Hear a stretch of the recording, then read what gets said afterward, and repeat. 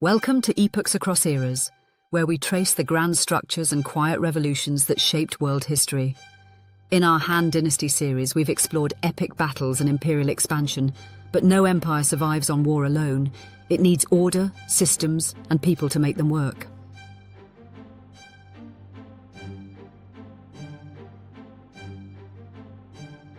Today we examine the machinery of power, the Han bureaucracy. From remote frontier commanderies to bustling capital offices, the Han built a system that managed millions, collecting taxes, enforcing laws, and upholding the emperor's will. This system would echo for centuries, becoming the foundation of China's imperial identity. Let's discover how a complex web of officials held one of history's greatest empires together.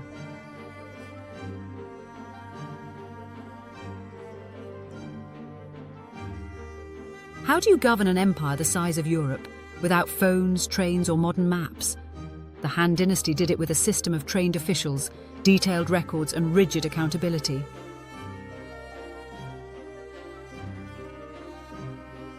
This wasn't just bureaucracy, it was the empire's backbone.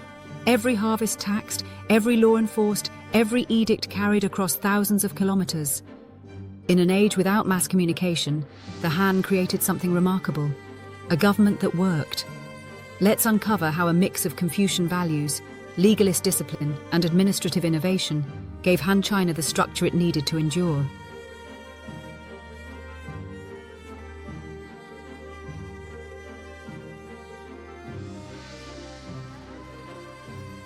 At the top of the Han system stood the emperor, considered the son of heaven.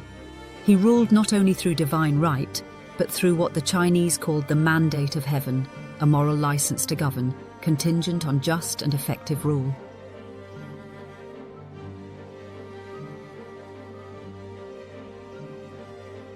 But the emperor could not rule alone. Beneath him was a pyramid of officials, scribes, magistrates, and military governors. Orders flowed down, reports flowed up. The system demanded obedience, efficiency, and moral uprightness. Advisors and ministers made up the inner court, especially the Chancellor, Changshang, responsible for state affairs, the Grand Commandant, Tai Wei, in charge of military matters, and the Grand Secretary. These roles were filled by scholars and experienced administrators.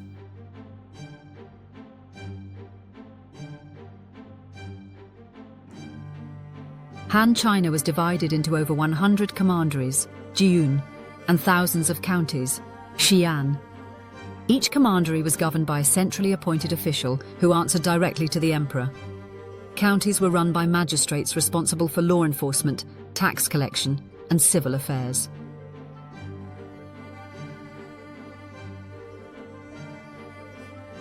This structure balanced standardization with local flexibility. Commandery governors were often rotated to prevent local power bases. County magistrates were overworked but essential. They were the face of the state to most citizens.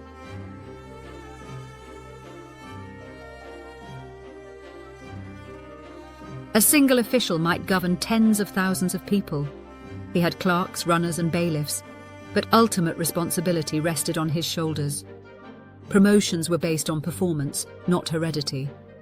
This meritocratic approach was shaped by Confucian ideals, but enforced with legalist scrutiny.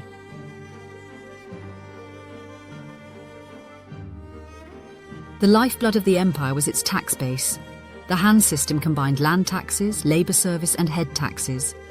Every able-bodied male had to serve 1 month of corvée labor each year, building roads, canals, and fortresses.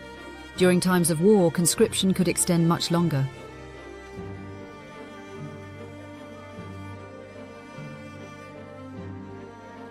Landowners paid a small percentage of their harvest, usually 1/15, in grain or goods. In times of surplus, grain was stored in government granaries to stabilize prices and aid during famine. Tax records were meticulously kept. Officials traveled with tally slips and seal boxes to prevent forgery. Corruption was punished harshly, but it remained a constant challenge in such a vast system.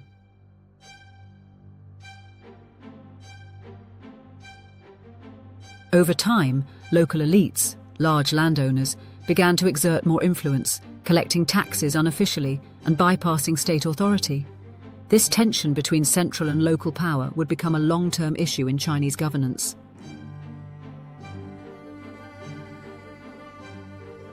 Legal codes in the Han period were detailed and hierarchical. Punishments ranged from fines and forced labor to exile and execution.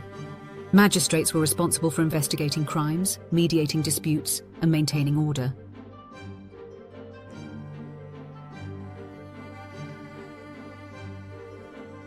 The system was influenced by Confucian ethics, emphasizing harmony and social roles, but legalist severity remained beneath the surface. The law aimed not only to punish but to shape moral behavior.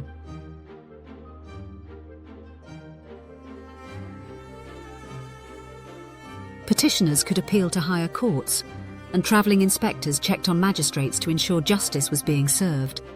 Still, access to fairness often depended on one's status. A poor farmer might suffer under a corrupt official, while wealthy families could navigate the system with gifts and influence.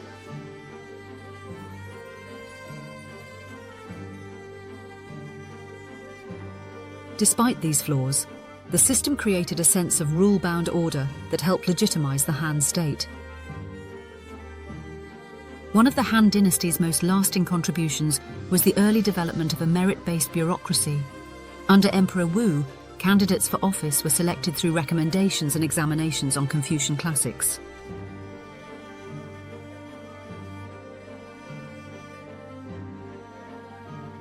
The goal was to create officials who were both competent and virtuous, men of learning who embodied state ideals. Over generations, this produced the scholar official class, or shidafu, who dominated Chinese governance for 2,000 years.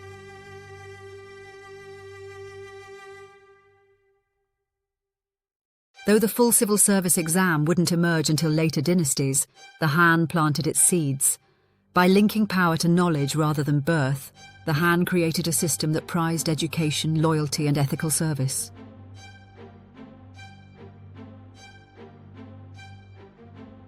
The Han bureaucracy wasn't just administration, it was vision. A way to project imperial authority over vast distances, to unite cities and farms under one law, and to turn governance into a moral act. Through magistrates, tax collectors, and scholar officials, the emperor's presence extended from palace to village.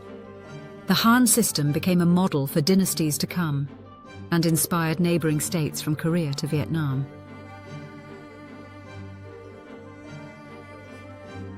It wasn't perfect. Corruption persisted. Local elites often resisted central control, but the framework held and endured.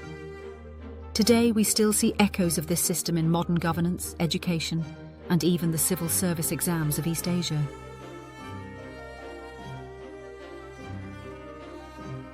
Next time, we'll explore the scientific and technological innovations that supported the Han state, from paper to seismographs.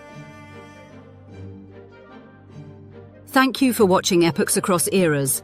If you enjoyed this journey through history, make sure to like, subscribe, and hit the notification bell so you never miss an episode.